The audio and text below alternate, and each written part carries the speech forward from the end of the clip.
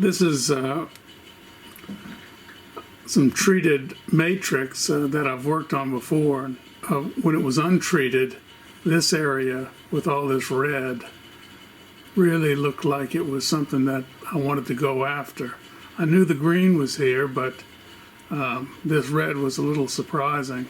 But the problem here is that the red has a whitish background, and in other words, it did not treat very well. If it treated it, the background would be black as it is in this green area. If we look at the green color bar, it's pretty wide here, but at the other side, it's thin. And we can see a purple color bar, and at the end, somewhere in here, there it is, the red color bar, and that may be related to that. In addition, these very bright areas here are little pockets of solid opal that you occasionally see in matrix. Unfortunately, they're just tiny areas, and sometimes we call that opal eyes. I have to keep this wet to see the color. So I've been asked to make a pendant with this green. Somebody wants a green black opal pendant in white gold. So that's what I'm going to do with this. Right now I want to focus on this area. I'd like to see how thick it is. I need a 14 by 12 millimeter pendant. This is the actual white gold pendant that I need to get from this. It shouldn't be a problem. I could probably get a much larger one. So I want to try to conserve as much of this as possible and still get a stone to fit in this setting. I'm just going to cut this off right here, and I'm just going to freehand this on my trim saw and just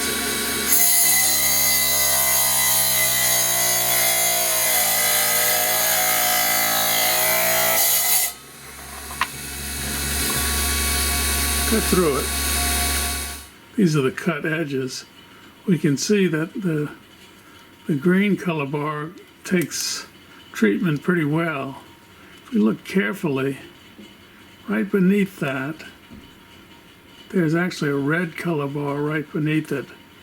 That may correspond to what we saw down here. What I'm going to do is with a trim saw, I'm going to cut right beneath the green color bar. Here we are. I've just cut it thin on the thin side, preserving that red color bar, and on the thicker side all the way through is kind of a lucky cut, actually.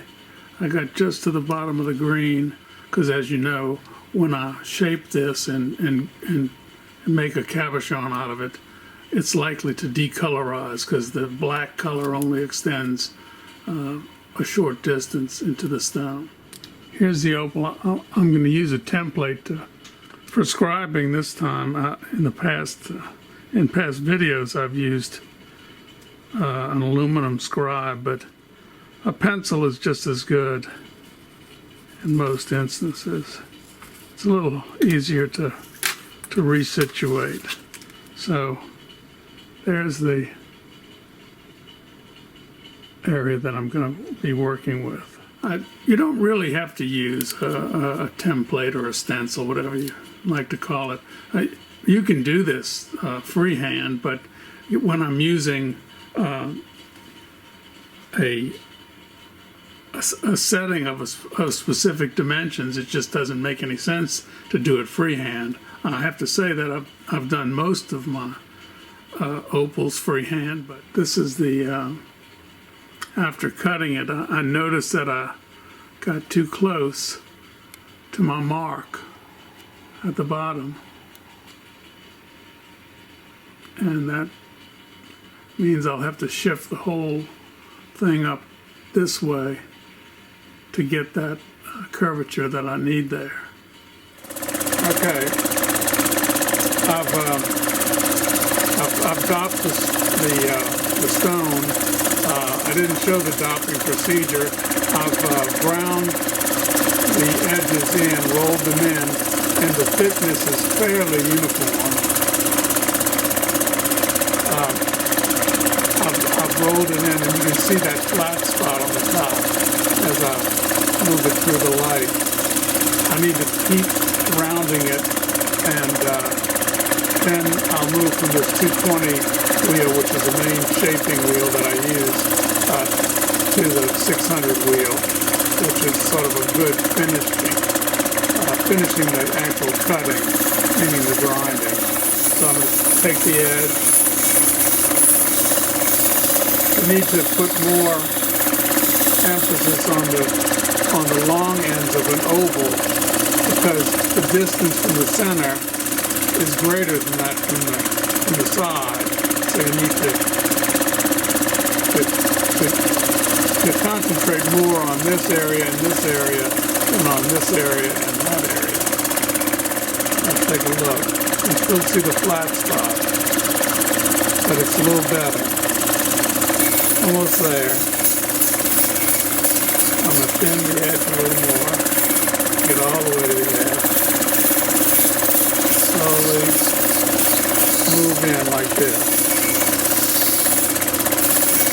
What I'm doing is going from the edge out at an angle like this and rolling it in, but not going all the way to the center, because I really have to get the sides down so that I can create a dome.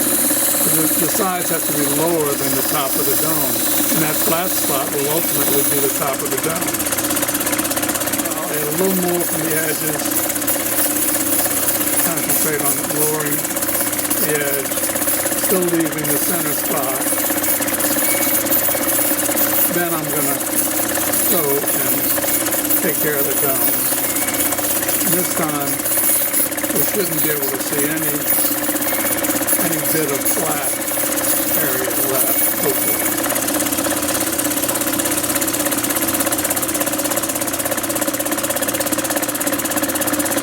So that's a pretty nice dome. The edges here are a little sharp. I'm going to flatten that. Here's a setting. Take a look.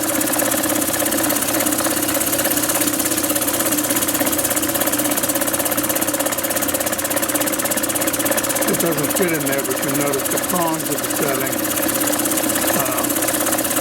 are bent inward. So I've bent it out a little bit.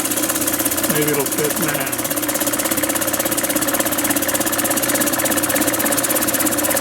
I've got the topping wax underneath there, but it looks like it's going to fit into the setting. And we've got a good preview of the picture. Now I'm going to go to the 600 wheel. That's right here.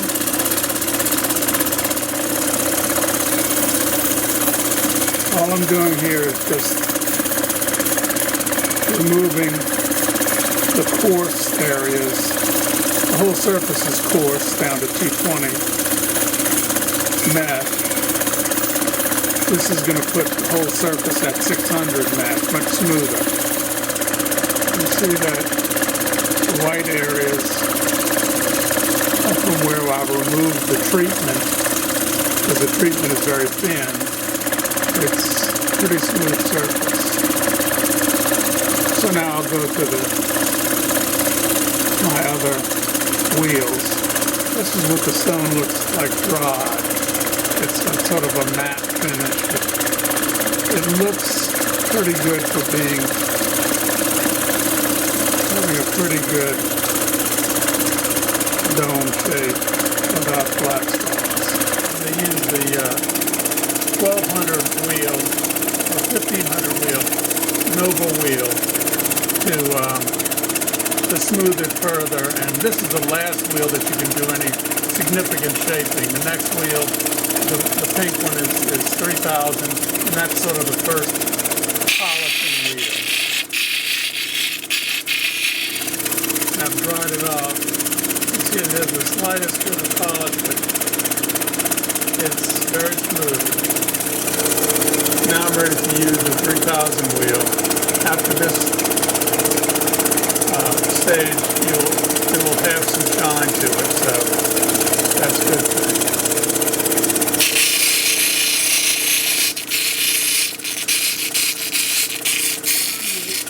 When you rotate in this direction, it's a much safer way than to rotate like this. With solid opal, rotating like this can chip little pieces off the ends, so you have to be very careful. With matrix, that's not much of a concern. This is pretty much dry, and there's a slight polish, which is all we really expect for 3,000. Next I'm going to go to the 14,000 wheel right here and get close to a finished polish.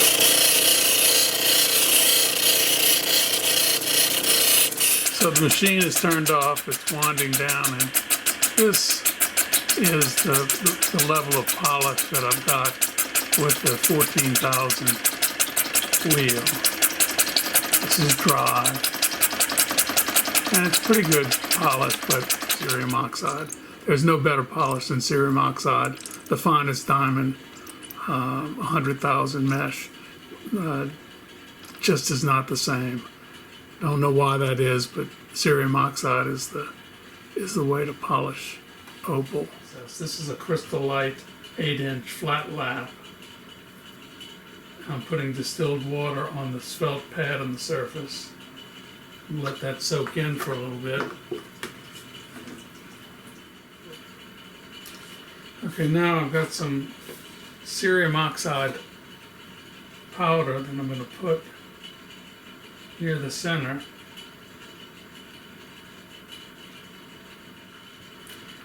I've got my water bottle here. I'm going to wet the cerium oxide. Now there are two reasons for using a flat lap. One reason, which that I've seen in another video by Justin of Black Opal Direct, he says it's good to separate any contaminating coarse grit from the very fine cerium oxide grit, because any little bit of more coarse material will scratch your good finish, and that's true. Oxide. But the other good reason to use a separate piece of equipment is because the lapidary machine, mine's a Diamond Pacific Titan, a Diamond Pacific Genie and Diamond Pacific Pixie are ones with slightly smaller wheels. The Titan has 8-inch wheels, but all of them work fine. But they all turn at about the same speed. I think it's about 3,000 RPM, and it's important to know that you'll get a better polish at a slower speed. So I've got my my crystallite flat lap at about the lowest possible speed, which is far slower than my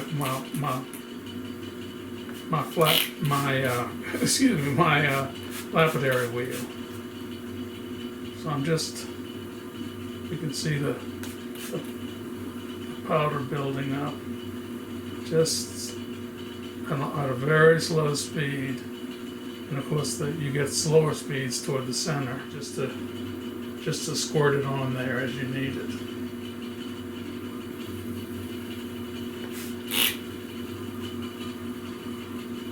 And when dealing with matrix opal, you really have to go all the way through the polish phase before treating it. Rinse it off, turn off the machine, put the top back on it so it doesn't get contaminated with things in the air. It doesn't happen very much, but it can happen. This is the stone after it's been polished with cerium oxide.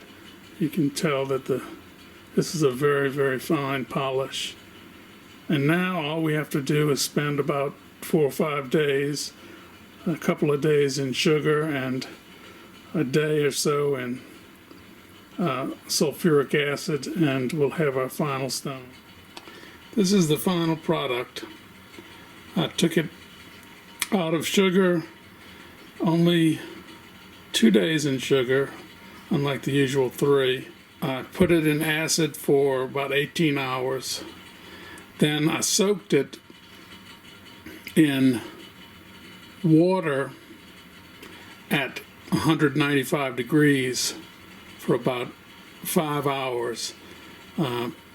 That's after I rinsed it a number of times to remove any remaining sulfuric acid.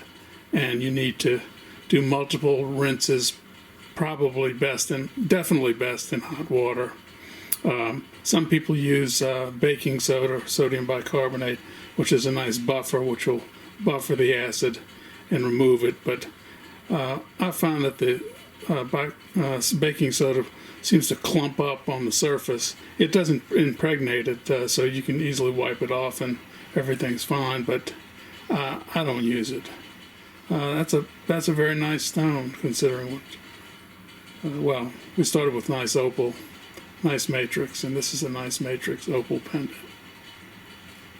That's it. Hope you enjoyed it.